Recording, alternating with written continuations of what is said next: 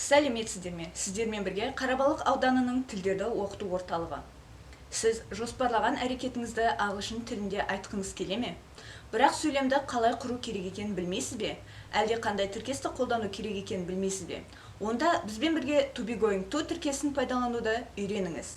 To be going to тіркесін келешекте жасаймын деген іс-әрекетті білдіргенде немесе ниеттенгенде қолданамыз. Бұл тіркестің қазақша аналогы грамматикада жоқ. Орысша аналогы собираться. Мысал келтірейік.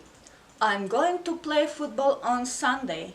Мен сенбіде футбол ойнайын деп жатырмын. You are going to work at the weekend. Сен демалыста жұмыс істейін деп жатырсың. He's not going to buy a new car. Ол жаңа машина сатып алайын деп жатқан жоқ.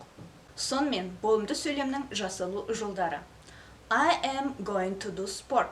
Яғни, мен спортпен айналысайын деп жатырмын. You are going to do sport. We are going to do sport. They are going to do sport. He is going to do sport. She is going to do sport. It is going to do sport. Келесі болымсыз сөйлемнің жасалу жолдары. I'm not going to do sport. Мен спортпен айналысайын деп жатқан жоқпын. You are not going to do sport. Қысқаша, aren't going to do sport. We aren't going to do sport. They aren't going to do sport. He is not going to do sport. Қысқаша, he isn't going to do sport. She isn't going to do sport. It isn't going to do sport. Ең соңғы сұраулы сөйлемнің жасалу жолдары. Am I going to do sport? Мен спортпен айналысайын деп жатырмын ба? Are you going to do sport? Are we going to do sport? Are they going to do sport? Is he going to do sport? Is she going to do sport? Is it going to do sport?